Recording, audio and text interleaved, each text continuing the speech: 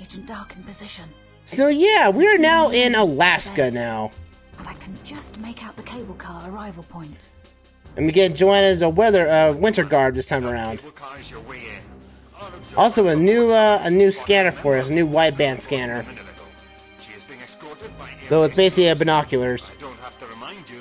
But they're probably innocent of any involvement in Trent's little scheme. So yeah, we have enemies that we can't initially kill, even though they are technically hostile towards us. So we're gonna have to knock the guys out before. But I'm pretty sure that after that though, man, Trent, you must have a warm suit on if you're out here in the cold without any protection. Yes, Trent Easton, you're now going down because now you're now the main antagonist of this arc. What about those blonde guys? Those blonde guys? Those are only vague suspicions, and you can just take them out if you see them. Actually, it's shocking. There is no blonde guys in this stage. I don't know where she got the idea where there's blonde guys everywhere. Now we get an introduction to a crossbow. And we have to... Oh, that guy's not there. Oh, I missed. How did I miss? It was on autopilot. Come on, I missed again. Okay, there's no guards there. In special agent and hard agent mode, there's actually just extra guards here. Now we're going to do this. We're going to go with the drug spy that were given to us here. Which also has a dart ammo for us that we can use. Right here and drug him out. It does not kill him in the slightest. Though the people can see this, and they will shoot it down if it becomes hostile to them. What the crap? So what? The guy's like, oh, curse that. It's like, how do we know that's a female? You know, to be fair, probably the guy being knocked out is probably talking to the to the stewardess here and like, oh, swearing on her, huh? She's just a steward on this place, so now we have to wear the disguise. Which is cool that before you wear the disguise, Joanna will punch in her garb here, but also when you switch it, you actually see that her garb will switch on her model in real time. Again, a nice attention to detail. Also the fact that you can punch. I didn't realize we could do that yet. Good afternoon. Hey. Hello. Okay, you know the way from here. Yes, I do. Hey, how's things? Hi. Oh, and the guards are infatuated with us. Hey, how's it going? Would you like to hang out with me later on? You know, it's like, okay, what? Hello. Now, in later stages of a difficulty, you have to grab a suitcase because right here is kind of like a metal detector. So you have to go through here and get the weapon that way. You shouldn't have come here, girl. What is my problem? I'm just here to basically board Air Force One, mind you. Cursed thing. Okay, you're not gonna attack me. Good. Because that guard, I hate that guard so much. It's like, oh, you should have come here, girl. Thank you. Gonna knock you out before you get killed by this guy. Alright! Now we got through. Security is down, we can actually get through there. Oh boy, you got a contact! NSA agents are attacking us now. Oh, this is not good. We also have a weapon that we technically grabbed in the second level of the game, which is the K7 for Avenger. I personally hate this weapon. It runs out of ammo too fast for a clip, and it just gets worse and worse. The fact that's why I like the Dragon and Super Dragon so much, because I feel like you have more ammo by 5 points, by 5 ammo pieces. True, yes, but still. Just the notion that this thing just runs out of ammo too fast. It was considered an experimental weapon by Datadyne, which is a weapon that they developed themselves, which is kind of scary, mind you. But also the thing about this weapon is that it's called a threat detector, which means that it can also see, it can see where like proxy mines and auto guns are placed. So that means that if this is in multiplayer, and if someone's dropped a dragon, like a dragon proxy mine, this gun will actually detect it as an actual proxy mine. So again, this weapon does have its merits in multiplayer, it does. But in single player, it's just, it may be more powerful than the dragon, honestly, but it just runs out of ammo way too fast. It's a fast reload animation too, which I'm not going to complain for at all, but you know, still. You are walking on air there, buddy. There you go. Take you down with ease. Hey! Look, I'm just wanting to board Air Force One the legitimate way, and you guys attacked me first. You guys are annoying. There we go. And that's level done. Fast and quick, easy. I like it. Later stages are just that much more. Again, it's that they add more objectives, but also just I was thinking that if there were special or perfect agents, you know, kept the same objectives as if agent could have the same objective as special and perfect, but it's that the enemies just do less damage. I think that'd be better overall, honestly. That means it would allow you to prepare for, you know, the difficulty levels in later stages. But no, it's like if you play perfect agent, you have to do more stuff. Enemies do more things to you, and it just gets really annoying for all the wrong reasons. But now we have to... That's done too. Good enough for me there. But now we have to locate the president, get the president to the escape console, and detach the UFO from Air Force One. Because now Trent Easton's plan is about to abduct the president's in motion, and we have to subvert this at whatever possible. Now, I was mentioning at the start of the game about the swearing filter.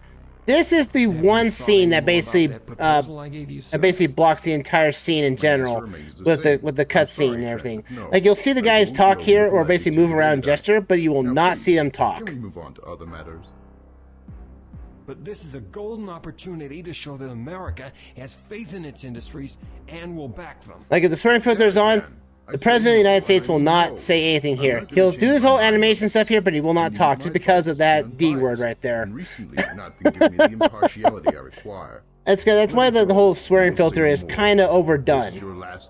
Like, if it was programmed differently, that will allow you to, you know, alter language or just, you know, take words out in general, but not, you know, lose context of it all. I think that would be better a swearing filter than normal, really. Alright, Trent, we gotta stop Trent Easton before doing anything else. But first, we gotta do something that's kind of out of our way right now. So yeah, we're on Air Force One. And I'm not sure if Air Force One is actually this detailed. But I've never been it myself, honestly, mind you, but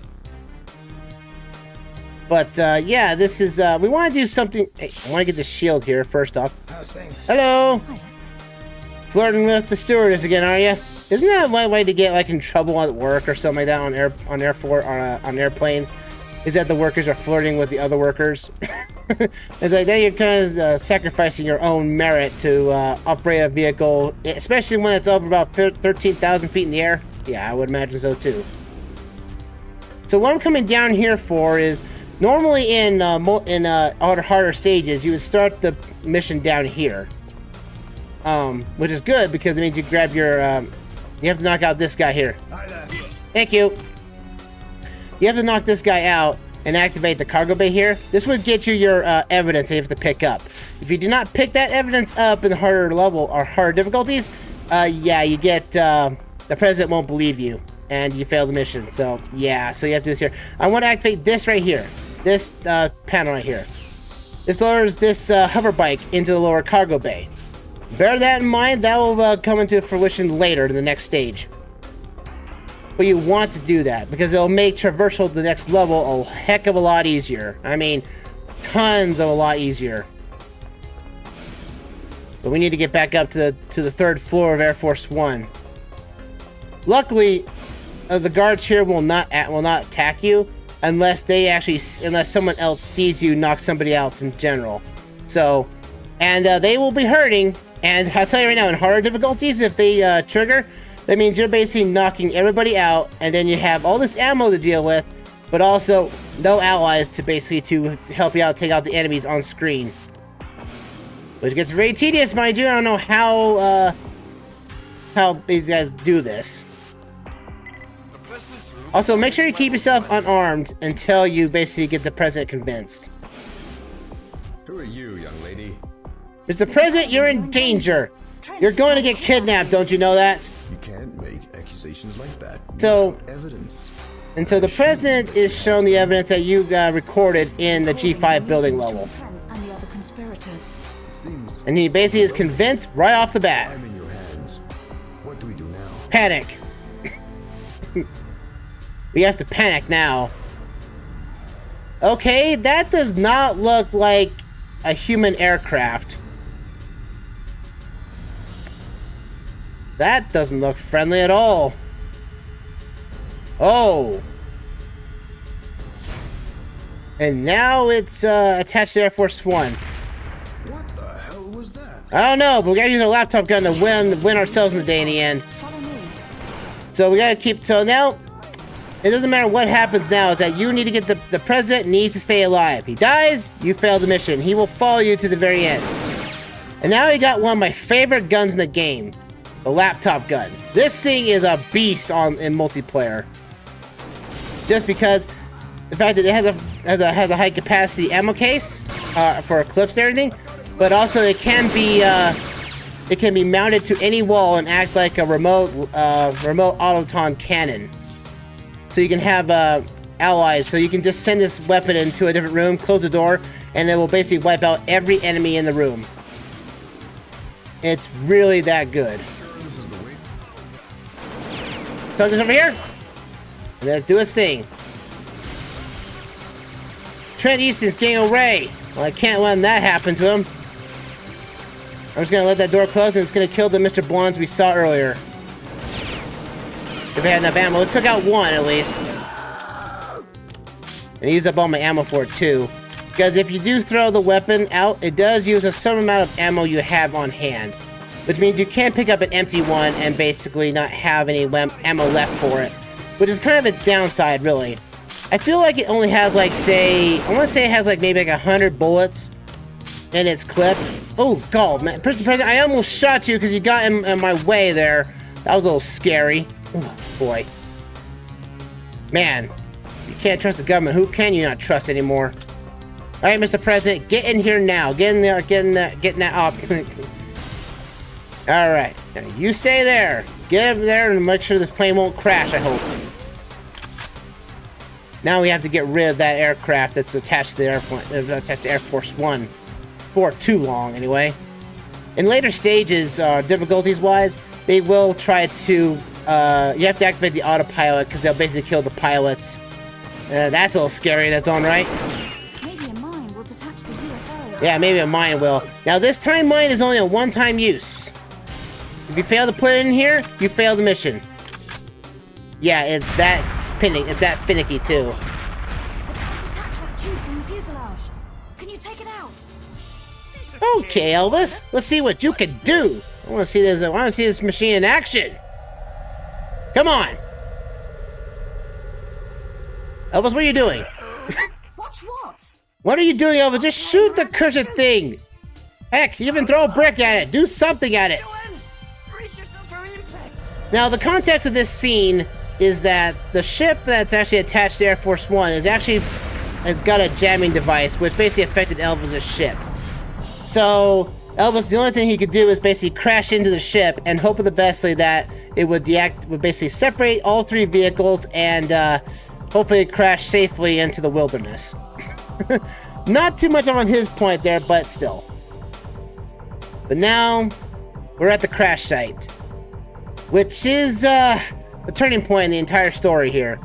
You have to activate the distress beacon, retire the presidential clone, and rescue the president. Yeah, for whatever reason, Trent Easton said he needed a sample of the president. Basically, it was a DNA sample, and basically he somehow was able to make a presidential clone because. Oh, I have to go back here. I've left the mission. No, wait a minute. All right. Oh no, got it. Okay, good. Okay, because in the story itself is that Trent Easton was trying to convince the president to loan Daydyne this deep research vessel, but the president declined his request. So, in order to basically as a compromise, Agent Dark. Trent Easton would basically find a way to get some DNA sample of the president and make an artificial or basically a clone of the president that would basically follow Daydyne's rules every single time. Other craft. Which means that Daydyne would eventually get access to the Pelagic 2 and Not forget and no one would bat an eye because the president is not gone. You know, they wouldn't know. Effectively, the original president would either be knocked out, hidden away, or killed, and the presidential clone would have taken over. Hey, why don't you get over here, you die, you. So yeah, and also the fact, you see this jet car we got? Yep, this thing will only spawn if you lower it in the previous level. But this allows us to basically traverse faster over the stage. And you can access this thing in Area 51 as well if you really wanted to. But there's also one of these in the Carrington Institute that you can travel around to. But this is like the only level that really kind of expands the level design with this in mind. We'll go off of here. We'll activate the pod there. There we go. In the perfect agent mode, you actually have to go and kill defeat the jamming device. Granted, you could do it now if you really wish to, but in agent mode you don't have to. And also, he gives you a sniper rifle. That was Mr. Blonde. Another Mr. Blonde. We've been killing a lot of Mr. Blondes. Why do I keep thinking that the Mr. Blondes we've been seeing are clones? You know, that wouldn't be the grand piano. Someone ruined the piano and chucked it over here. Look at this. Now, you can't take this thing everywhere, though. Like, see, now you can actually see there's an auto gun over there because the threat detector is in high order. Again, that's like the only good thing about this K7 is just that. Is that it has a scanner, and that's all it is. That's really what's only the good thing about it. Otherwise, it's just a weaker overall system for of the Dragon, because I think the Dragon and Super Dragon are just far superior weapons to use in multiplayer in general. But if it's the only weapon you got to use, you can't really go wrong with K7s. But yeah, we're out here in the middle of cold. We're out here like, and we're still in Alaska, technically, the Alaskan wilderness. You know, it's actually funny. This is an actual real location. Well, by technicality, I guess you want to say that, but there we go. Take you out. This is where all the Mr. Blondes are hanging out in here.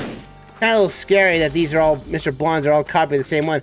You know, they were trying to. I guess all the Mr. Blondes you see around here are basically the clones that they all try to perfect. And as soon as they got the clones perfected, they decided to basically continue on and do a lot more stuff. There's the clone right there. There you go.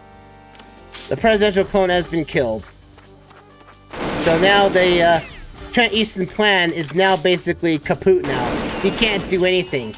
His secondary plan basically is now backfired. So if this Mr. Blonde is to believe that anything that does not work properly should be destroyed, it's almost going to say that maybe Trent is now on deathbed.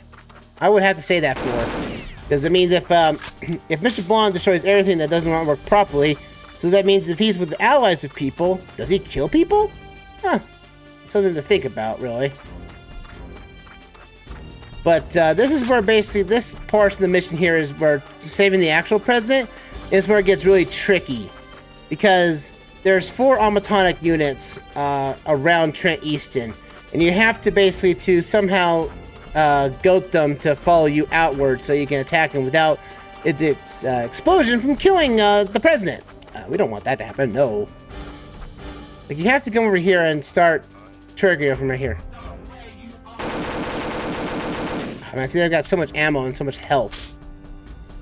See, now those two have actually triggered. I don't know why, but looking at this screen, this wall right here, somehow basically triggers the automatons to come out here and follow you and to shoot you. Oddly enough, these guys don't have shielding, which is odd to say the least. Alright. Now there's only 4 of them. I'm going to go in here unarmed, and I'm going to disarm Trent Easton. I'll take your gun, thank you. Bye-bye! Now run away, you run away like a panicked jerk. There you go. Yeah, the DY537LX, or the deluxe weapon. This is your golden gun of the game. It's a magnum that can kill in 1 shot. So bear that in mind. Trent Easton will try to use this on the president if you do not disarm him. Or basically weaken his shield enough that he will basically give the ghost up and run away. Either way, you just have to make sure that Trent Easton cannot kill the president. Because he was about to, man. He was holding them at gunpoint there, man. I tell you. Because Trent Easton was so heck bent on basically to hopefully get the approval of Mr. Blonde's acquisition. And also, there's guards here that will shoot the president down, so watch out for that. And after a certain point, the Mr. President will start to run towards Elvis. Which means if the guards are not taken down, you're gonna be scared that the president might get shot down. He'll be able to protect the president. There you go. Woo! And this arc of the president and the Pleasure 2 are over. How are you feeling, Mr. President? Better now, young I mean, I like, even though there's no facial expressions on these characters, they still promote, they still look better than the PlayStation 2 models, or PlayStation 1 models. Like, PlayStation 1 had really blocky textures and not, again, that's why the N64 was such a cool system. It's like, they focused more on more better rigging for all the characters, so that you can have more mocapped units. Oh yeah, and Elvis is in the background because he's able to get his ship working, and he's just having a jolly good time by hitting it with a hammer. But I don't think we'll find him now. Yeah, at this point, I think Trent's gonna freeze to death out here in the cold and everything. You have failed, Easton. You are a flawed device. Oh, he's been counted as a flawed device. Hey, we took that gun away from you. How the heck did you get that? Freak. Oh, you shouldn't have called him that, Trent. You should have shoot him. What the heck? He's an alien? Oh. This plot just got a little thicker. Now, knowing that we got our own alien that's helping us, now we have to go against an alien that's basically against us. Ooh. Anyway, it's time to go after the next mission because we're almost done with the story. Yeah, there's only like a few missions left here, so yeah, we're gonna go longer in the stream itself because we're almost done with the story at this point. So we go after the Pleasure 2 now, which means now we're basically throwing caution to the wind, and basically that everything's gone wrong legally for them. They say, you know what? Screw it. We're going to go and take over the Pleasure 2 and get to the ocean below and hope for the best that, nothing will stop us. Because they still have Dr. Carroll in their possession, and they can still activate whatever is down there.